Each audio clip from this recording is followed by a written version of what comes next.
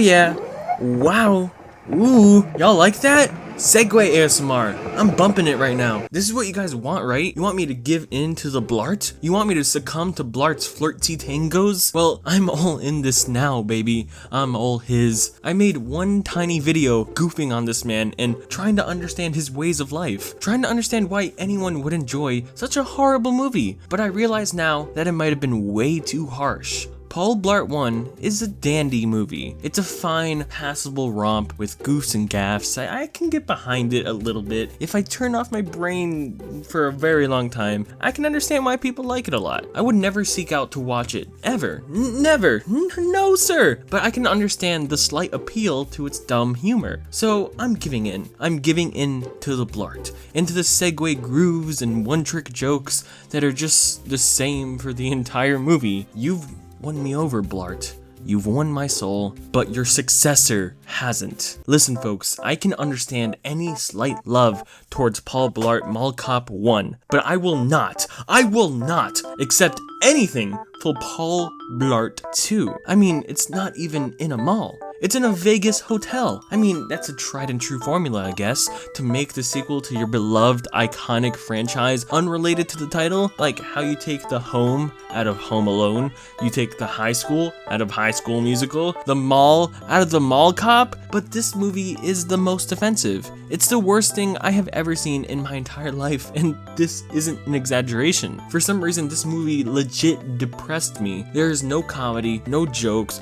no humor or heart. It's just sadness, not even on purpose, like a drama or something. No, it's just a sad feeling movie because everyone sucks. No one is a human, and the movie exists solely to advertise one hotel in Vegas. Paul Blart 2 is a 2016 ransom note starring Kevin James, the King of Queens, which, by the way, who is running their Twitter account? King of Queens is a show that ended 12 years ago, and the Twitter account just tweeted about Kevin James as the ruler in Game of Thrones during the finale. It's honestly so beautiful. But what isn't beautiful is Paul Blart 2. You know the Paul Blart memes. You love him, you hate him, but most likely you know him. Paul Blart 2 doesn't embrace any of that. It doesn't embrace anything meme-like or anything goofy that came out of the first movie. The only information about this movie in the Wikipedia, you know, the website that gives you all the information in the world, the only info on it is that it was filmed for tax credit for Sony Pictures. That's the biggest thing this movie has to offer, tax credit to a massive corporation because they filmed it somewhere special. It honestly depresses me. No one freaking cares about this movie. Even Letterboxd, a special site solely for movies and movie discussion and information on movies. It has a picture for Paul Blart 1 as the picture for 2. It's that unimportant. Even the poster is so rushed and shitty, it looks like a fake movie. This is a fake movie that was made into a real movie. On a freaking interview for the movie with 1,000 views, with like 4 comments on the video, one of the comments is hoping that this movie is a fake movie. If you've ever seen the first one,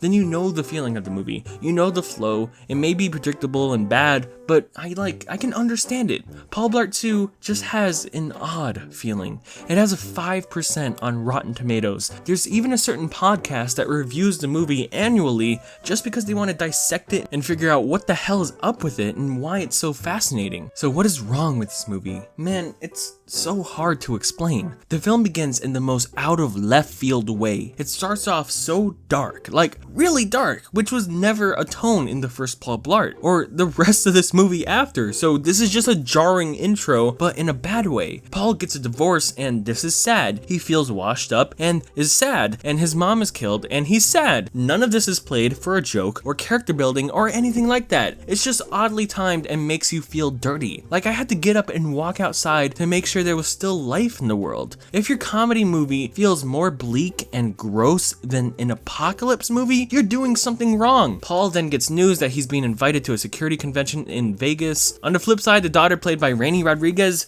Fiesta, salsa, quinceañera, baila, siente ritmo, ponte. Gets a letter that she's gonna go to college soon. She got into her favorite college, but she doesn't tell Paul Blart yet because he's happy. happy, and he doesn't want to make him sad because he's so sad in this movie. So the fam squad then heads to Vegas. We then meet David Henry, and at first I was like, oh yeah, dude, he's cool. He's in this movie. That's so cool. That's neat. But he has 6 minutes of screen time and has no impact on the story whatsoever. He literally stands in the background just to stand in the background. Paul then meets some security guards and they have some banter about a keynote coming up. This is one of the first instances where the joke goes on way too long and makes you feel grimy. Yeah. Unless RoboCop walks into the room. Yeah, I would definitely stand down for RoboCop. He's not real. No, I know he's not real, but I would stand down for him. He ain't real. Just don't tell anybody I told you. Told me what? About the key. You got me. You done gone and got me.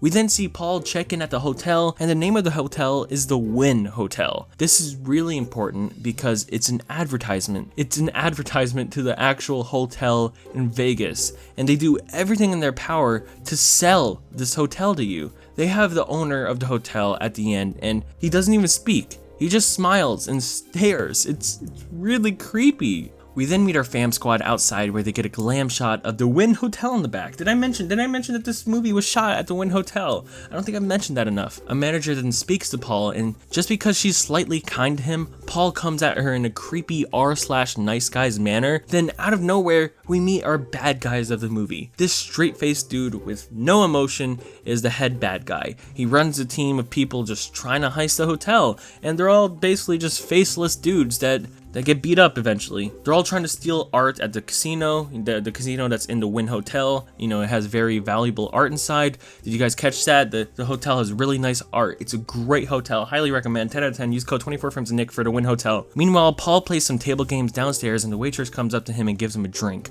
Sir, can I get you a drink? Oh, how much for a root beer? Because I'm currently very invested in Mr. Wynn's casino. Actually, it's complimentary. Complimentary? I love it. Complimentary thanks to the Wynn Hotel.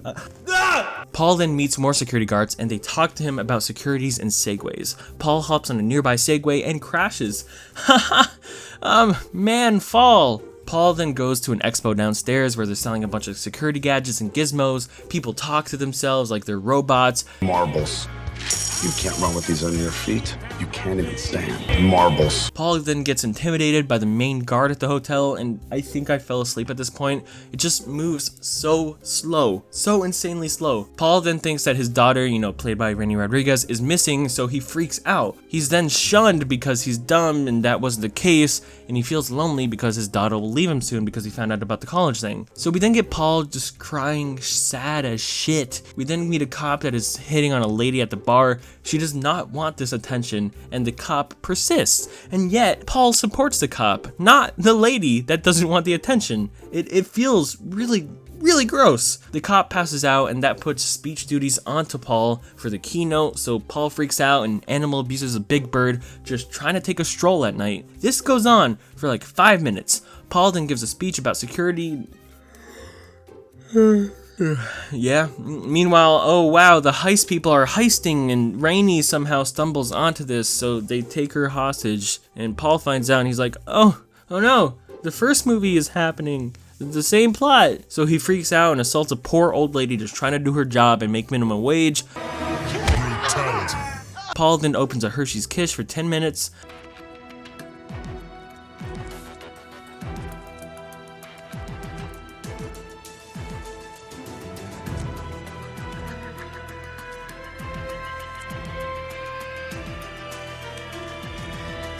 Paul then becomes a suitcase and murders a security guard walking down the stairs, but karma hits him and drowns him in the pool and he dies.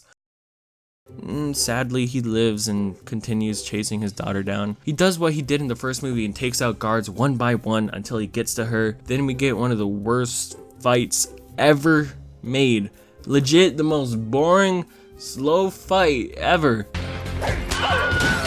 Paul then rescues his daughter, and the day is saved. He hits on a cop, and he gets murdered by a horse. And that's Paul Blart Mall Cop 2, Without a Mall, starring the Wynn Hotel in Vegas. I hate this movie more than anything. It exists solely as a tax write-off and advertisement. It's so hard to even talk about this movie because there's not even a movie in here. It's just a weird feeling movie that I can't even describe unless you watch it yourself. The movie moves at the slowest pace possible that makes paint drying seem like the perfect new Netflix original. Paul is an ass the entire movie. There is never an instance in this movie where he's not deliberately ignoring someone's request, or he's just hurting innocent people, or destroying their belongings. None of this builds into a self-realization of being a better person or nothing. No, there is no character arc whatsoever. The most shallow one of him accepting his daughter going to college can be argued as a tiny arc, but God, it's like, whatever, dude. You can even argue that, oh, it's just a dumb comedy. Oh, it's stupid. It's supposed to be bad. Oh my God, how can you take this movie seriously? It's like, it's supposed to be a bad movie, but no, that's not an excuse for this bullshit. You can make a bad movie but still have it be enjoyable or good, or, you know, something that you can actually watch without wanting to pull your hair out. But this is just not it. This is not any of that. After watching this, I think I might love the first movie even more because it actually tries to be a movie, a legit movie. Even if it's awful. Paul Blart 2 is just taking the same story as the first and somehow bastardizing it even more. It's like taking a trash bag and setting it on fire and throwing it off a cliff that lands in an orphanage and sets all the kids on fire and causes the survivors to have intense PTSD for life. It's already trash, but somehow it gets worse. It makes me sad that this is so recent because that means there could be another one on the way soon. But God, I pray for that not to be the case. Hell, this movie doesn't even have the humor that you would enjoy from the first one. There's no fart jokes or fat jokes or segues or anything like that. Like, I can't believe I actually wanted those bare-bone jokes, as opposed to there being literally no jokes in the movie. You see this dude? This straight-faced dude right here? This was me, the entire movie, literally for every single second. Then here's me watching the first one. It's slightly better. It's not as heartbreaking. Screw Paul Blop 2. Screw the Wynn Resort, screw taxes. Paul Blart will forever haunt me with sorrow and misery, but at least I can enjoy King of Queens on TBS weekdays at 6. Vroom vroom.